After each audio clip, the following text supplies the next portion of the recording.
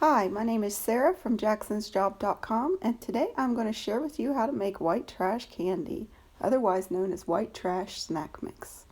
This is an Appalachian tradition. You usually do it at get-togethers like family reunions, and you put it in a large trash bag with large quantities of cereals, pretzels, whatever they have in the house.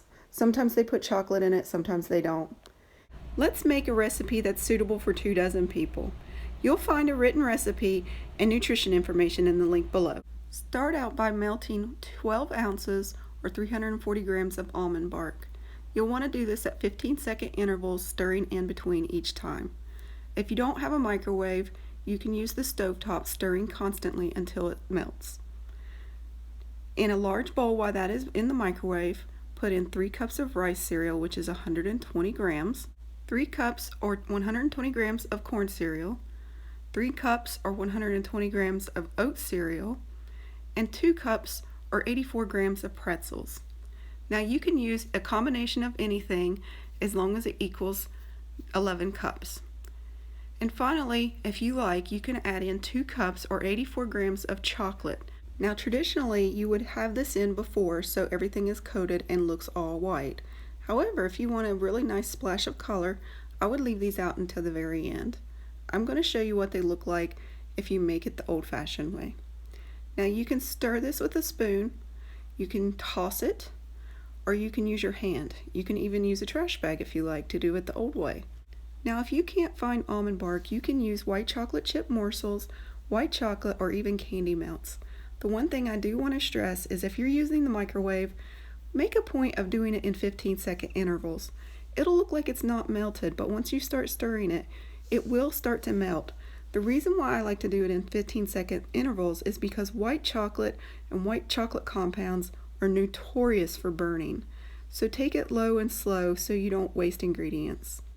As you can see, it's not fully melted. I'm giving it a stir anyway because the residue heat of the melted chocolate will help melt the chunks.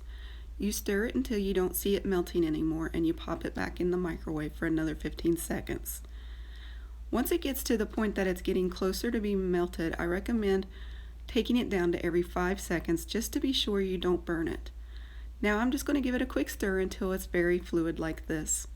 When it gets to this point, if you see any small chunks, you have 2 options. You can either start microwaving it at very tiny intervals or just go with it. I usually just take it and use it if there's anything less than the size about a dime, because I don't want to risk burning it. It is that easy to burn. Now all you do is just mix it up until it's well combined, and as you can see, you can make quite a bit of a mess, so try to use a really big bowl and have a dog handy so you can give them your scraps. That's what I do, and that's why you'll see my dogs always hovering in videos. Now obviously, if you were using real chocolate, you wouldn't want to risk giving any of this to your dogs. So just have a judgment call whether or not you're going to feed your face or you're going to feed your dogs. As you can see, I have adjusted my stirring speed so that I'm not tossing this all over the counter. My dog is not very happy with me and keeps pacing around me looking for more. Now you want to coat this really well so that when you put in the powdered sugar, it will adhere nicely. Interestingly enough, if you stop right here and spread it out and let it dry, this is called puppy chow, another Appalachian favorite. And personally, I really enjoy puppy chow because it's not as sweet. But we're making white trash, so let's put in that sugar. 1 cup or 125 grams. You'll want to stir this really, really well until you get that nice snowy effect. Now when this was made at home, during events like family reunions, it was really kind of fun to watch. They would get cereal box fulls and toss it into a big white trash bag and knot it and then throw it around like a beach ball. You would see kids running around throwing this bag around, having a time of their lives. It was a simple, easy way to have entertainment for sometimes a half hour or more, and it was a great, delicious gift to send home with everyone. I'm not sure why this started and why kids like to do it, but hey, cheap entertainment and a family tradition, you can't beat it. As you can see, we are done. This is what white trash looks like. And all you have to do is spread it out and let it dry for a little bit. It is already starting to stick to everything, which is really awesome about using almond bark. It's just a really quick, easy thing to do. And as you can see, I'm just putting it on a lined baking sheet. I use the lined baking sheet because I'm lazy and don't want to have to wash the baking sheet afterwards. You can actually put it directly on it. It might stick to the baking sheet. That's the only difference.